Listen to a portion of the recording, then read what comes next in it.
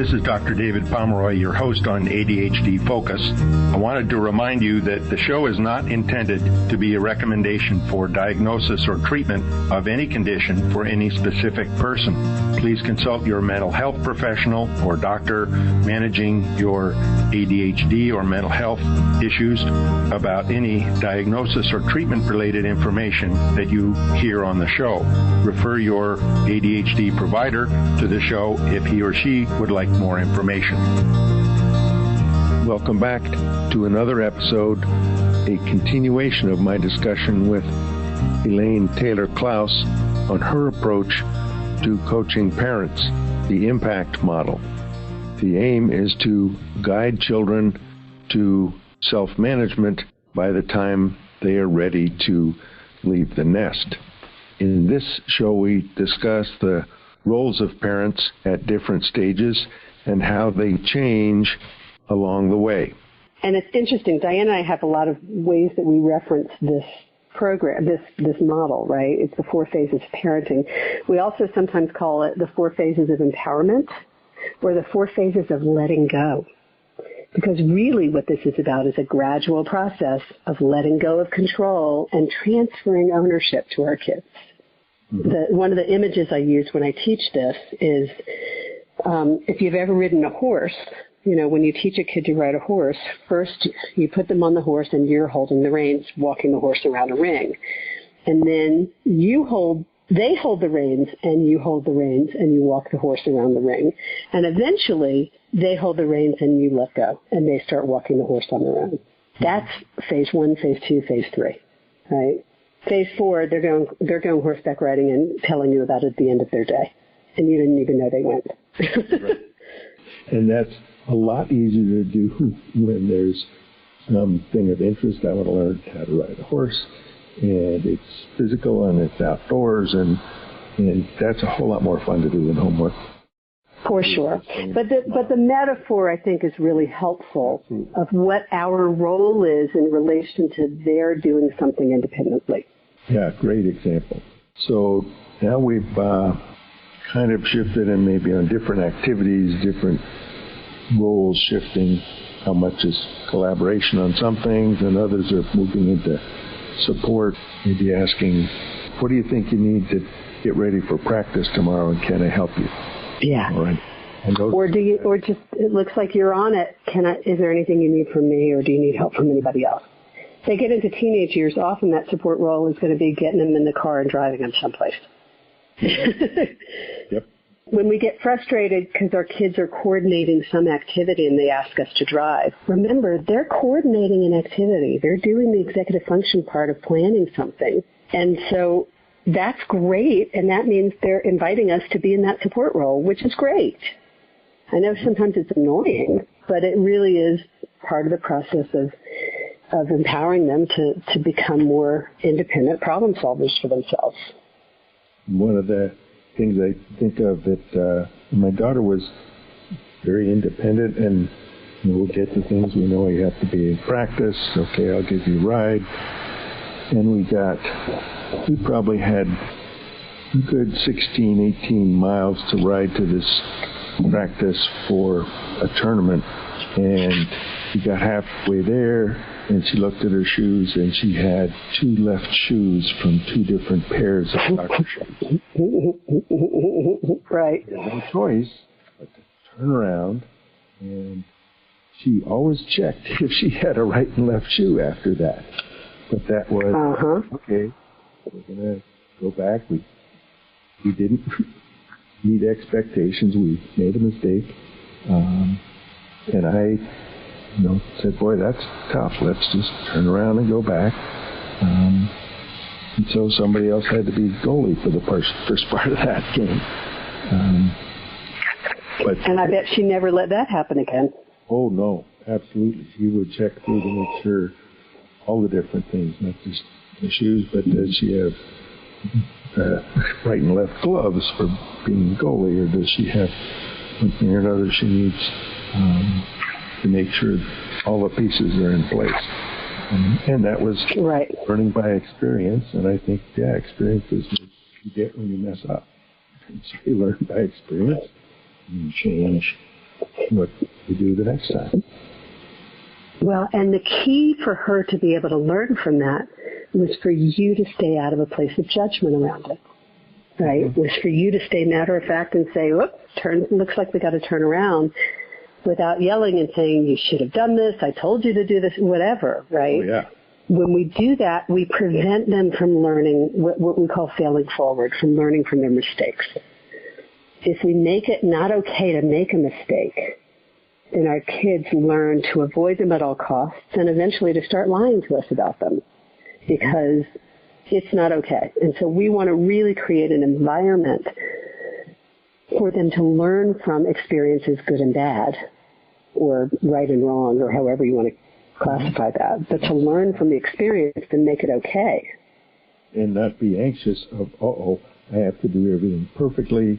And you see so many kids, and with ADHD, they've been criticized from whether it's age 3 and how come you can't remember to brush your teeth, whatever, all the way through the teacher saying, no, you have to do it this way.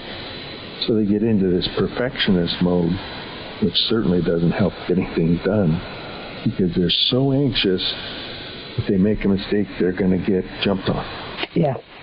I remember so vividly my eldest kid, and this is the kid who did not have as much benefit of all of the work that I do as my younger 2 kids.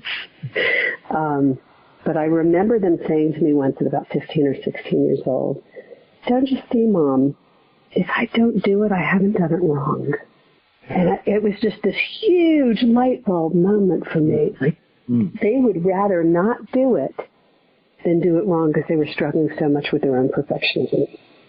Yeah. And, I would like to think that that didn't come from me, but I'm sure it did. Yeah. It would have had to. If I was taking a shirt and refolding it or re-putting, they put something in the dishwasher and then I put it in differently, whatever, I'm sure I was sending subtle messages that said, whatever you're doing isn't good enough.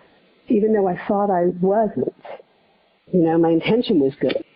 Yeah, that's a real powerful message, and when I think I can turn around to ask, are you scared or afraid of doing it wrong? What do you think would happen if you didn't do it right?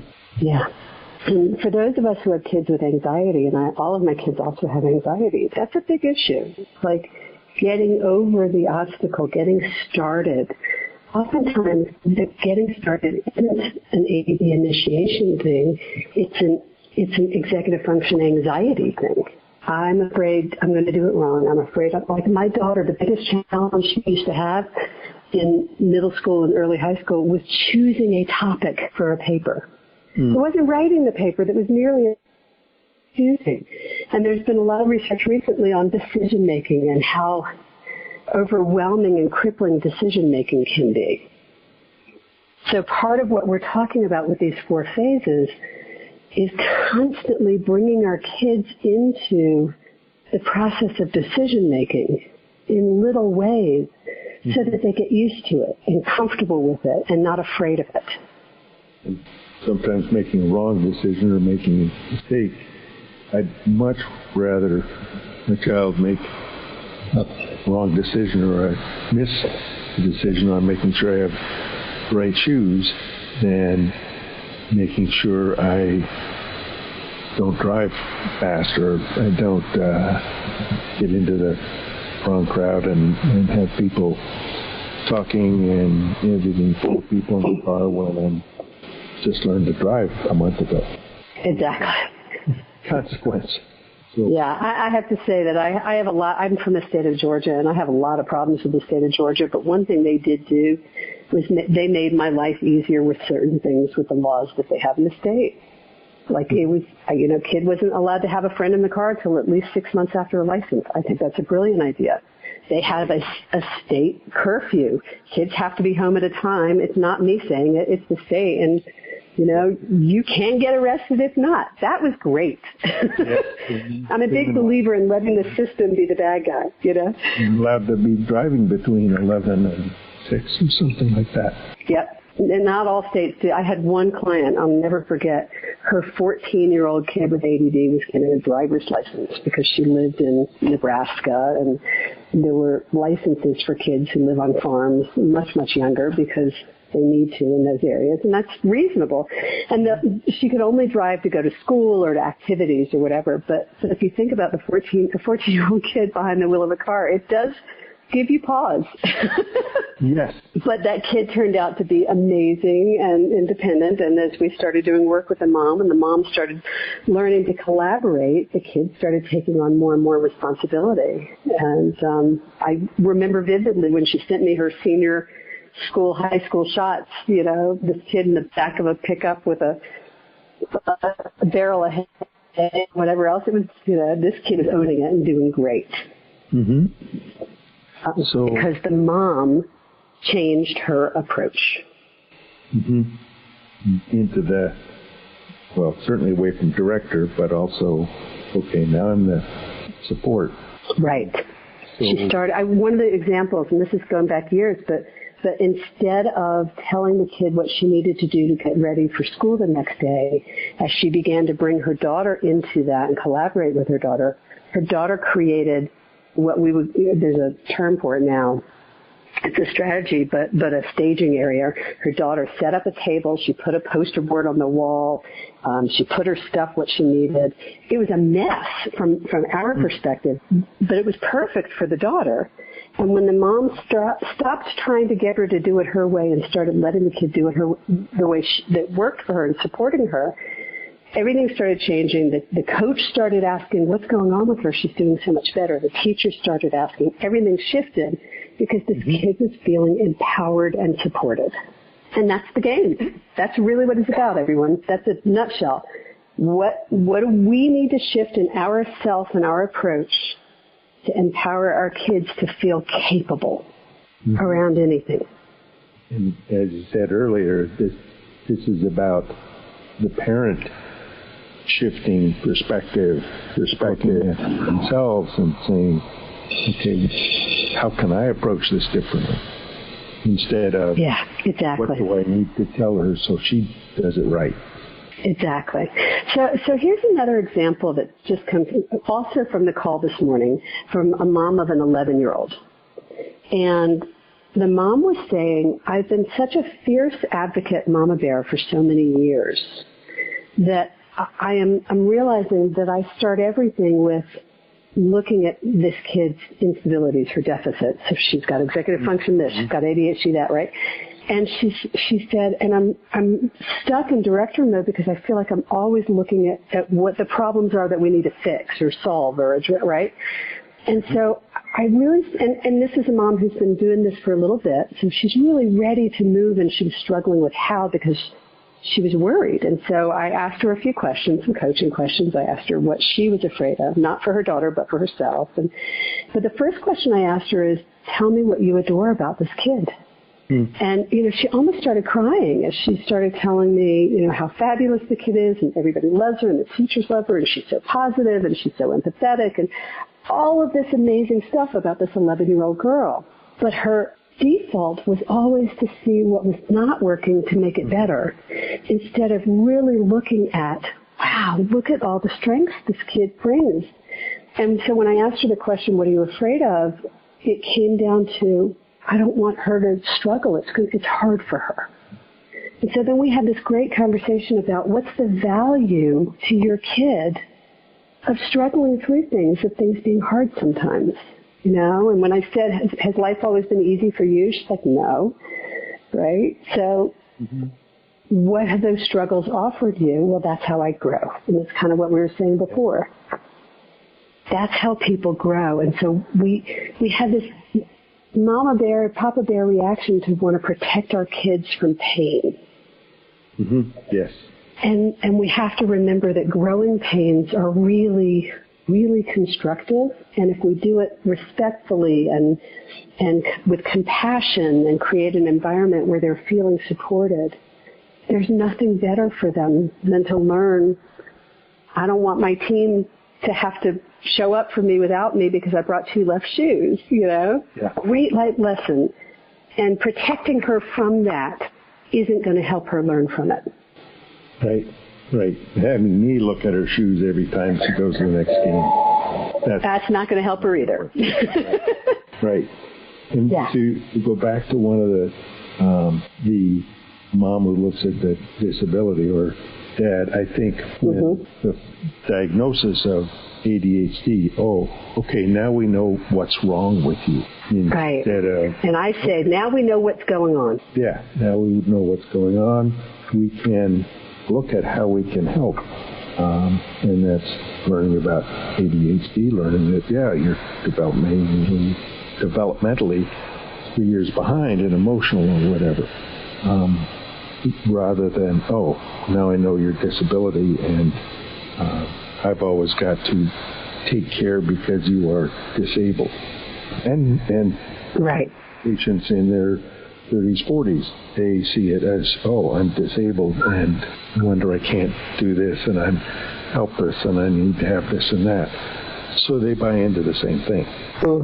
Exactly. Well, we do when we see their deficits instead of their strengths, and I'm a big believer in a strength-based approach. But the key to this is to recognize the strengths, to understand the challenges, and to be matter-of-fact about them.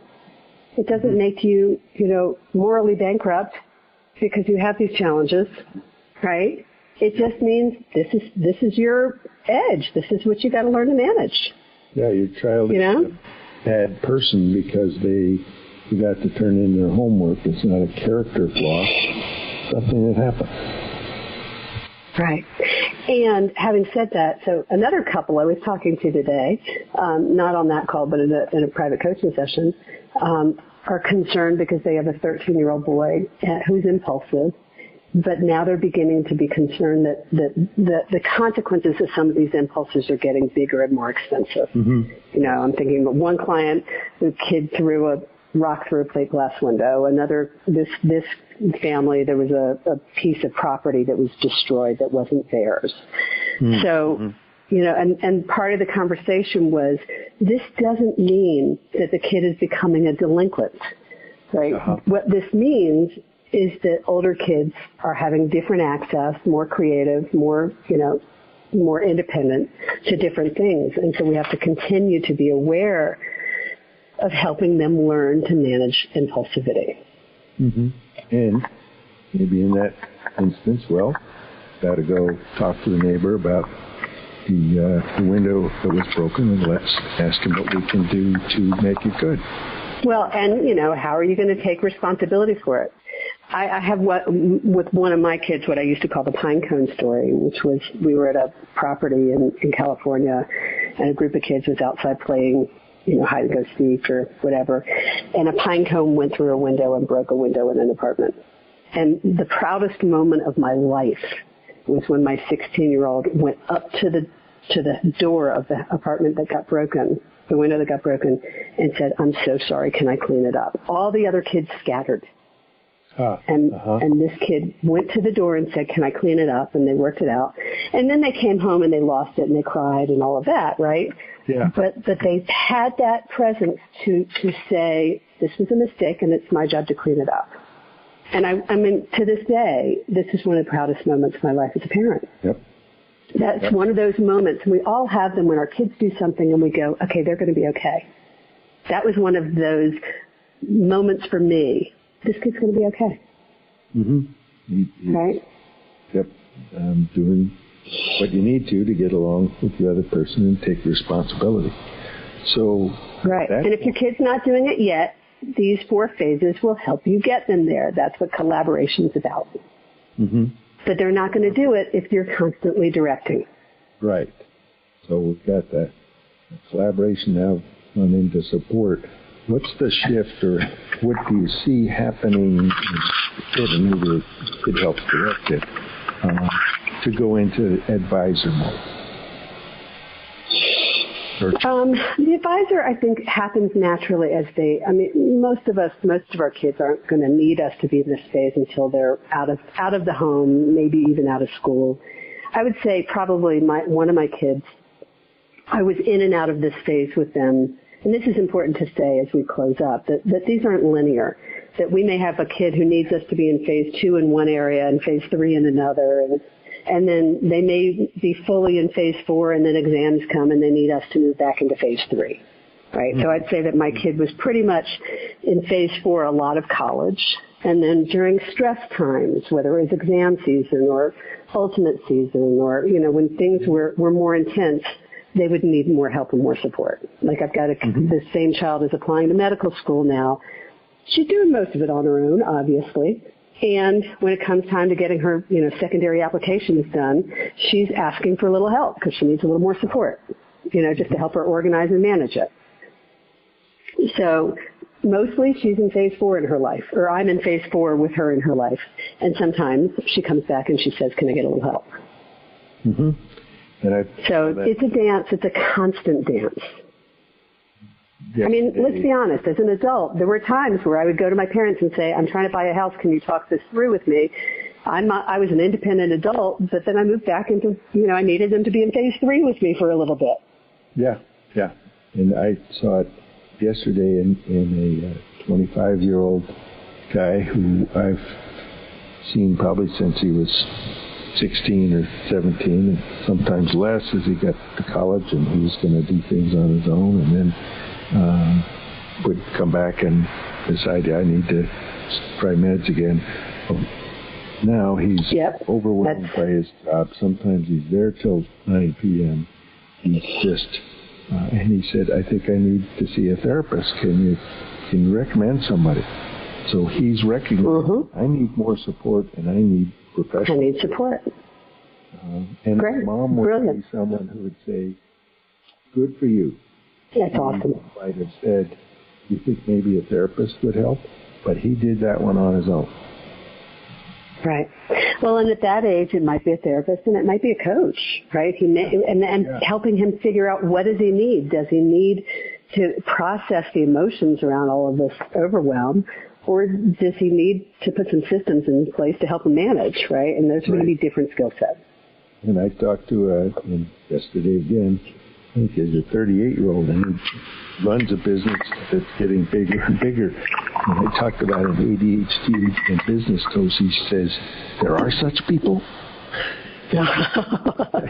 Yes, there are.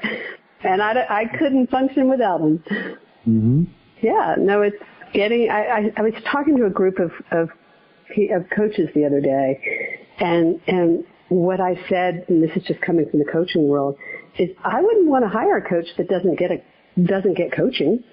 Mm-hmm. Like I've been a coach for over a dozen years. I'm always got one coach or another that I'm working with, because that's part of what it's about. It's about maintenance and support to keep improving, to keep achieving our goals. Right. Yeah, exactly, and that's self-care. So you can help your clients. Exactly.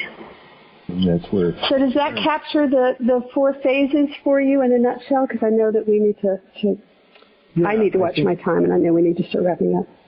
I think it does, in terms of the fact that this is something fluid, and kids are maybe going to be, I need some support in terms of getting all my stuff ready to play my sport, or I'm going to need a ride because the carpool folks I usually go with aren't able to do it, and other things that may be more of the collaboration to help get that term paper done. How do I? Right.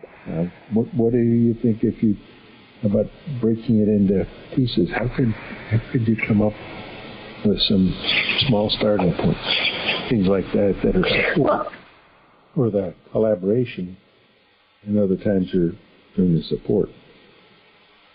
The other thing I want to say that we haven't mentioned is that with a lot of kids as they hit teenage years and beyond, if we hadn't been collaborating with them, what happens is they get tired of us being in director mode. And so they say, back off, I've got it. And then we say, okay, fine. And we switch to stage 4 and we take our hands off and we say, sure, you've got it, you're on your own.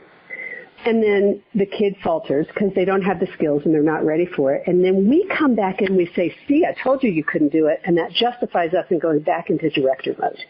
And we do it all the time, and I've seen this with parents of teenagers and a lot of parents of kids in their 20s. Because, so this approach to move into collaboration, I don't care if your kid is 6, 16, or 26. If you're still directing, you got to move into collaboration. They need you to. Right. And then and so it doesn't matter how old they are. What matters is how are you behaving towards them and what do they need from you next. And learning that it's okay to ask for support, but then the parent realizing, okay, they're looking for help, but they don't need me to tell them what help they need or exactly what to do, but it's more, how can I help you?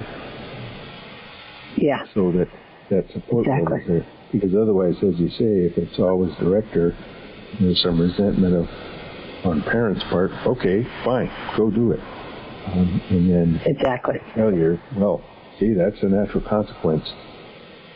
And then the unsaid part is when you don't ask me to do it for you. And it gets more complicated with teens when there hasn't been some of that progress and looking at the phases when they're not just 5 and 6, but 8, 9, 10, so that they can trust the parent, give them some control of an agenda, and to make mistakes, not have judgment come down on them. But, okay, how can we do something different next time? Yeah, exactly. Well, Elaine, this has been wonderful to have a chance to go through this with you in depth, and I think it is a challenging. Being a parent is challenging. It's all ad lib. There's no exact. It sure is. I mean, I tried to write the book. I tried to write the playbook, but there's still some. You still have to, improvise. Right, but I think your playbook, the Essential Guide to Raising Complex Kids, is an excellent foundation. It gives information, it gives a structure, and lots of good examples on how to apply things. So as parents, just as with, essentially the book can be the director and they get more comfortable with doing it and trying it, and then can the book or you or another coach becomes their support, and they're getting more confident in working through these things. Exactly, and doing it with support is a huge piece. And don't try to do this alone, because this is hard stuff. Oh yeah. So until next time, so long.